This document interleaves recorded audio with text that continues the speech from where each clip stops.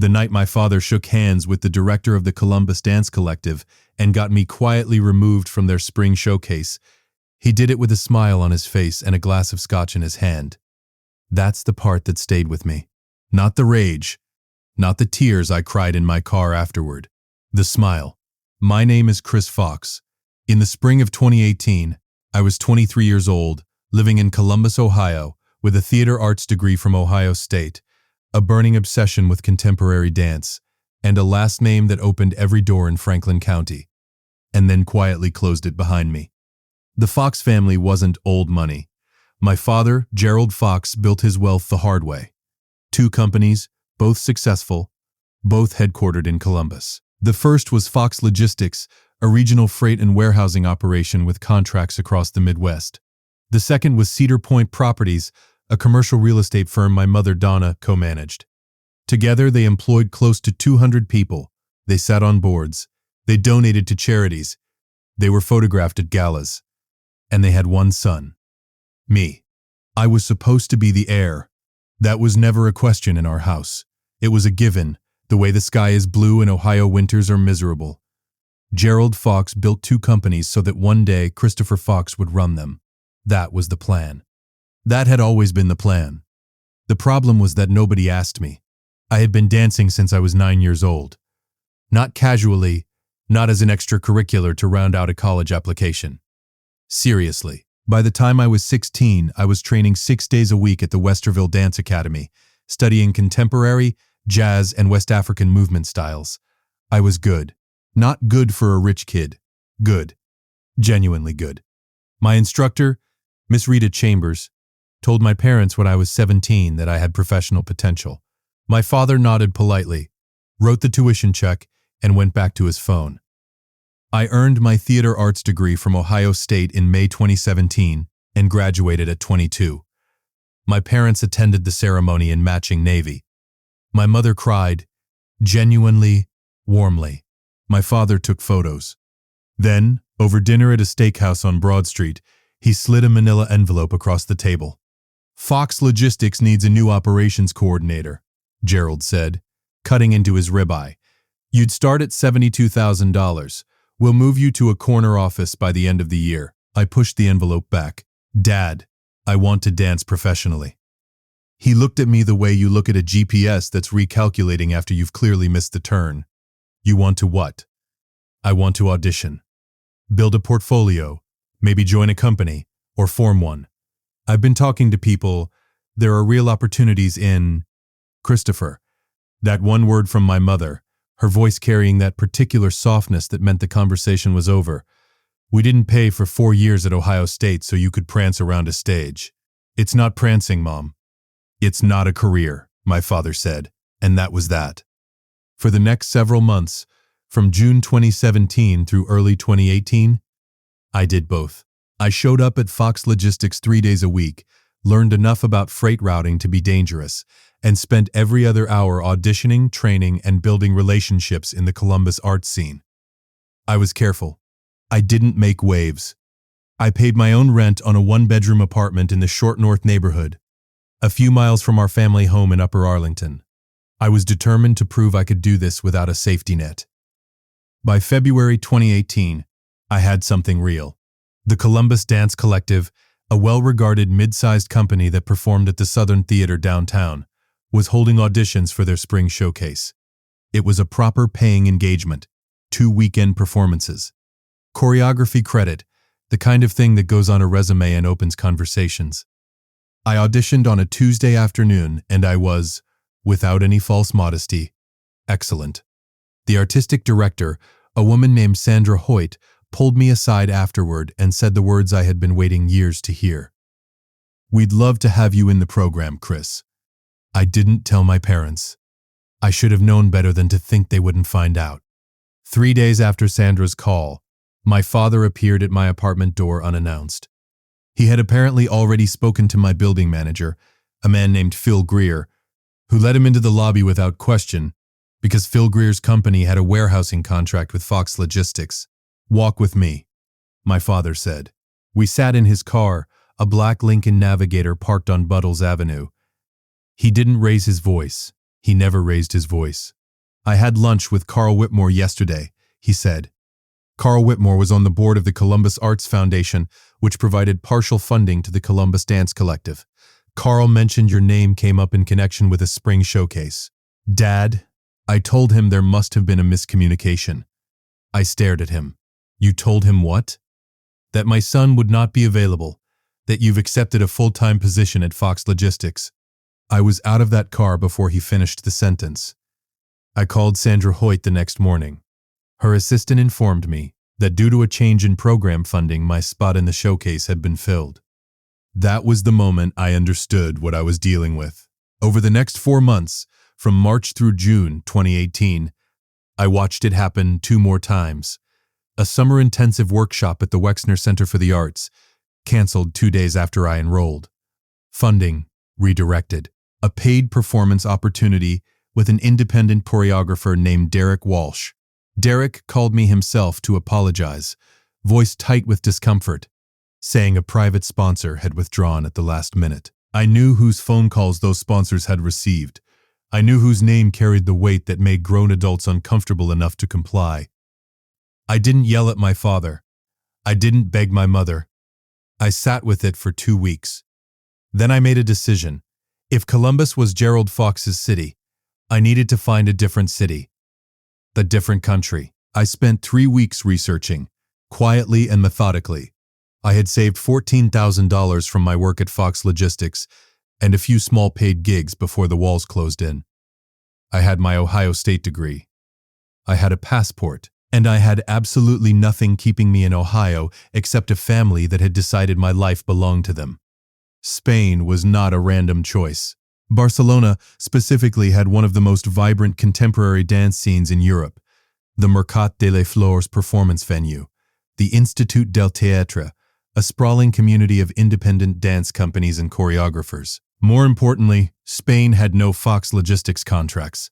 Carl Whitmore had no contacts there. My father's Lincoln Navigator couldn't follow me across the Atlantic.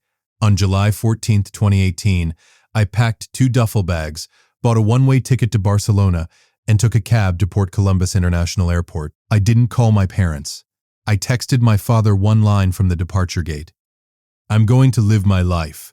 Please don't try to stop this one." He called 4 times before my plane pushed back from the gate.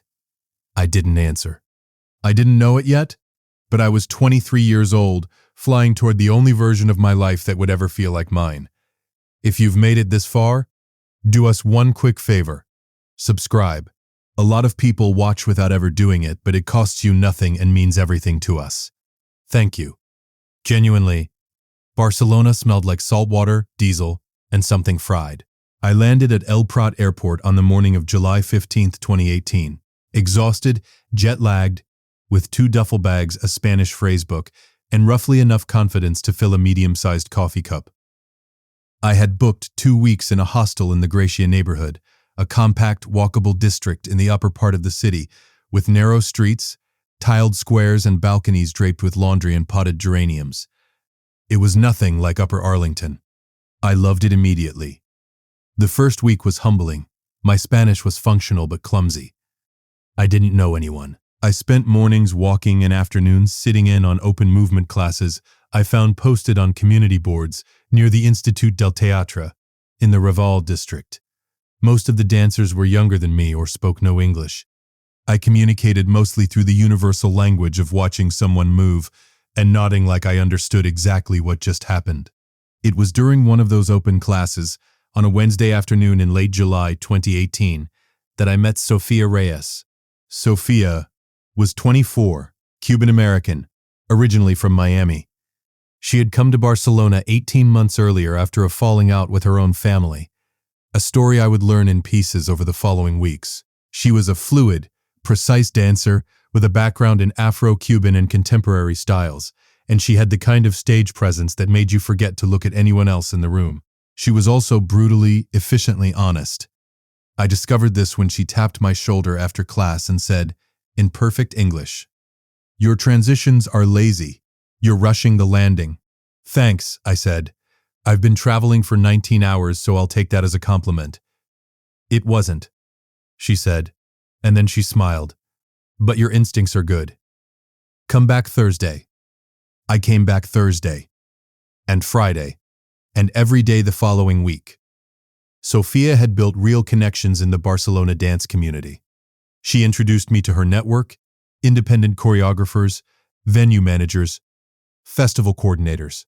She was generous with those introductions in a way I hadn't experienced in Columbus, where every professional door seemed to require someone else's permission. Barcelona didn't know my father's name. Barcelona didn't care. By September 2018, 2 months after I landed, I was rehearsing with a small independent company called Moviment Liure, Catalan for free movement, a 7-person group that performed at fringe venues around the city. The pay was modest, very modest. I lived on savings, a part-time English tutoring gig in the Example district, and the stubborn determination of a man with absolutely no intention of going home to prove his father right. Sophia and I grew closer through that autumn. We trained together daily, critiqued each other without mercy, and somewhere around November 2018, sitting on the steps of the Basilica de Santa Maria del Mar after a late rehearsal, sharing a paper bag of roasted chestnuts from a street vendor, I realized the situation had changed. "You miss Ohio?" she asked. "I miss the food sometimes," I said. "Skyline chili. You can't get that here." "I don't know what that is. It's chili on spaghetti. It sounds wrong, but it's correct." She laughed, genuinely, not politely. I filed that away. Back in Columbus, my parents had not been quiet. My mother left voicemails I let run to completion without returning, long emotional messages cycling through disappointment, worry, and occasional guilt in the same breath. My father's communications were shorter and more deliberate. Texts that mentioned business decisions, property transfers, and the future of Fox Logistics, as if reminding me what I was walking away from.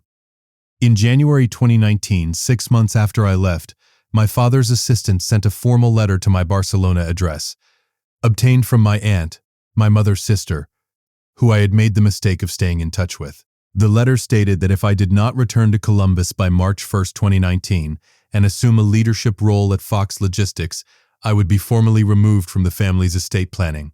I read the letter twice. Then I used it as a coaster for my coffee mug. By the spring of 2019, Movement Liure had grown. We added 2 dancers, a French-Moroccan woman named Yasmin and a technically extraordinary British dancer named Owen, and our performances were gaining real traction. We performed at the Festival Grec in July 2019, Barcelona's premier summer performing arts festival held at the Teatre Grec Amphitheatre on Montjuic Hill. It seated several hundred people, and we sold it out. Both nights. I was 24. I had found my city, my company, and my person. Sophia and I started dating quietly in the spring of 2019, the way people do when they're afraid to admit something good is actually happening. I didn't know it yet, but the life my father had tried to build for me was becoming more distant every single month, and the one I was building was becoming more real. The years moved carefully and with intention. By 2021, Sophia and I had formally co-founded what would become Compañía Fox Reyes, a contemporary dance company based in Barcelona's Sant Pere neighborhood. We had 7 full-time dancers, a fiscal sponsor, and a growing reputation on the European festival circuit. We choreographed original works. We taught workshops. We were invited to perform in Madrid, Lisbon, and Lyon.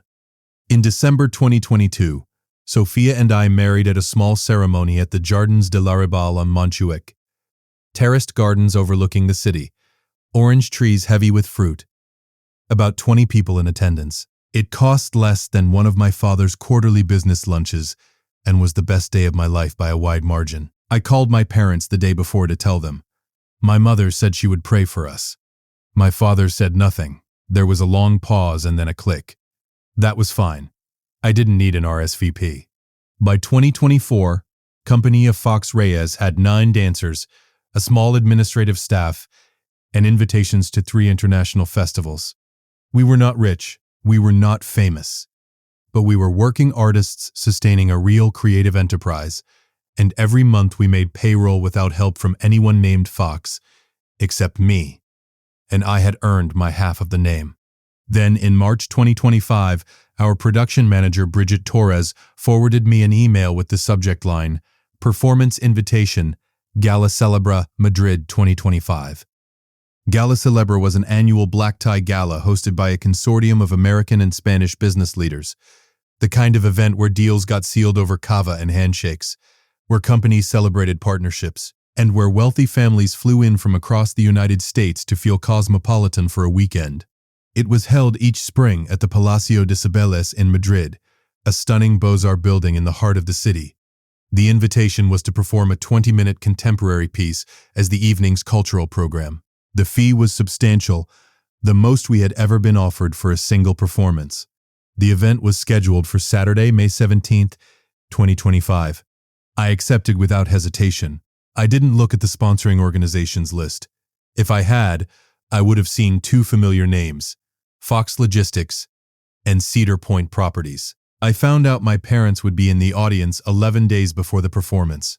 It was Sophia who saw it. She was reviewing the Gala Celebra attendee program, a printed booklet the organizers sent to all performing groups, sitting at our kitchen table in our apartment in Saint-Péray on a Thursday evening in early May 2025. She went very quiet. "Chris, yeah, come look at this." I came and looked. There, in the list of corporate sponsors and honored guests attending the gala, were Gerald and Donna Fox of Columbus, Ohio, representing Fox Logistics and Cedar Point Properties. There was a small headshot beside each name. My father, 58 years old, looked older than I remembered, more gray at the temples, heavier around the jaw. My mother looked exactly the same.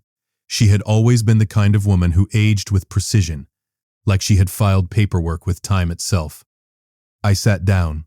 "Do you want to pull out?" Sophia asked. Not with drama, practically the way she approached everything. I thought about it for exactly 45 seconds. Then, "No, we perform." "Are you sure?" "I've been sure since July 14th, 2018. She squeezed my hand and went back to marking up the choreography notes. "Here is what I did not do. I did not call my parents to warn them. I did not engineer a dramatic confrontation. I did not reach out to the gala organizers to explain the situation. I simply prepared. We had 2 weeks of intensified rehearsal ahead of us. I poured everything I had into those 2 weeks. The piece we were performing was called Queda, Portuguese for fall, though it borrowed from multiple movement languages. It was the product of 8 months of development, a duet between Sophia and me that opened with stillness, fractured into controlled chaos, and resolved in something that looked, if we did it right, like Grace won from wreckage. It was the best work we had ever made. Saturday, May 17th, 2025. The Palacio de Cibeles, Madrid. We arrived at the venue at 4 in the afternoon for sound and lighting checks. The building is extraordinary up close. Limestone and granite, arched windows, a central tower that catches the last light of the afternoon like it was designed specifically for that purpose. The performance space had been set up inside the main hall, a vast room with marble floors and vaulted ceilings, round tables arranged for the gala dinner, and a professional stage at one end. I was doing a final floor walk when I heard them, my father's voice first, that measured, unhurried baritone he used in professional settings, the voice that closed contracts and ended arguments. Then my mother's laugh, the social one, a note higher than her real laugh. I looked up. They were crossing the lobby with a small group. Business associates, all in event attire. My father wore a charcoal suit. My mother wore a deep burgundy dress. They hadn't seen me. I went back to my floor walk. "You've been preparing for this since you were 9 years old," I told myself. "You've just been waiting for the right stage." We performed at 8:45 p.m., after dinner and before the award presentations. The hall held approximately 300 guests, the kind of crowd that comes to these events to be seen as much as to see, which means they're not always the most attentive audience. We had performed for tougher rooms. The lights went down. The music started, a composition by our Barcelona-based sound collaborator, layered and building, something between a heartbeat and a tide. We danced. I won't pretend to false modesty here. We were extraordinary that night. Sophia moved with the kind of precision that makes trained dancers in the audience lean forward involuntarily. The duet section, 12 minutes of continuous movement requiring physical contact for over 40 consecutive counts, landed exactly as we had rehearsed it 100 times in our studio. The final sequence, where we both fell and recovered in opposing rhythms until the music stopped, produced the silence that a performer learns to recognize. The silence of an audience that forgot to breathe. Then the applause started. Not polite, this is pleasant applause. The kind that begins with one person who can't wait and then pulls everyone in behind it. Someone stood. Then more people. By the time Sophia and I took our second bow, most of the hall was on its feet. I let myself look. My father was standing. His hands were at his sides, and he was staring at the stage with an expression I had never seen on Gerald Fox's face in 30 years. It took me a moment to identify it. It was recognition. My mother had both hands over her mouth. The Gala Celebra Committee announced their annual Arts Recognition Awards immediately following the performances. Compagnia Fox Reyes received the Premio de Excelencia Artística, the award for artistic excellence, presented by the Cultural Affairs Director of the Gala, Dr. Marta Solis, who said into the microphone that our piece represented the most emotionally precise performance the Gala Celebra stage had hosted in its 12-year history. Sophia and I stood at that microphone together. I had not prepared remarks. I looked out at the room. I found my parents immediately. Third table from the right, 7 rows back. My father was still standing. My mother was crying. Really crying, not the polished social version. "Thank you," I said into the microphone. "My wife built this company with me from nothing, in a city that gave us both a second chance, and to anyone who ever told us that what we were doing wasn't a real career, thank you for that too. It made us work harder." I did not look at my parents when I said it. I didn't need to. We were surrounded afterward. Other performers, organizers, guests who wanted to talk and hand us cards. I was deep in a conversation with a festival director from Seville when I felt a hand on my shoulder. My father. Up close. The years showed. He looked tired in a way that had nothing to do with jet lag. There was a subtle deflation in his posture, a careful way of holding himself that I didn't recognize from the man who used to slide manila envelopes across restaurant tables. "Chris," he said. My mother appeared at his elbow. Her eyes were still wet. "That was—" My father started, stopped.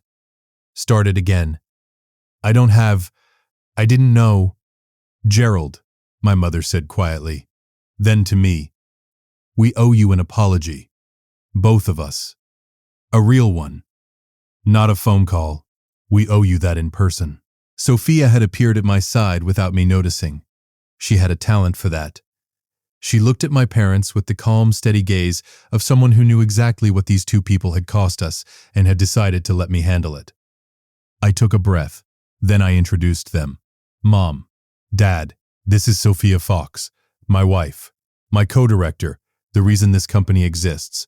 My mother reached out and took Sophia's hands in both of hers. "I've wanted to meet you for a long time. I'm so sorry it took this." My father put his hand out to shake mine. I shook it. "You were right," he said. The 4 most expensive words Gerald Fox had ever spoken. About the dancing. About all of it. You were right, and we were wrong. The room was loud and bright and full of strangers, and I had just won an award on a stage in Madrid. I was 30 years old. I had a company, a wife, and a life that belonged entirely to me. I didn't need him to say it, but I will not pretend it didn't matter that he did. "We have a lot to talk about," I said. "Not tonight, but we have a lot to talk about." My father nodded. My mother squeezed my arm. They moved back into the crowd, and Sophia leaned close to my ear. "How are you doing?" she asked. "Ask me in the morning," I said. "Fair enough." She handed me a glass of water. We stood together in the middle of that marble hall while the gala moved around us, and I looked up at the vaulted ceiling, all limestone and light, and thought about a 23-year-old on a plane with 2 duffel bags and a 1-line text message, and absolutely no guarantee that any of this would work. It worked. 7 years. 2 duffel bags, 1 city, 1 company, 1 extraordinary woman, and a stage that nobody could take away from me. It worked. If you liked this story, join our community by hitting that like button and subscribing for more real, raw, and family-centered stories. And as always, thank you for being a part of this.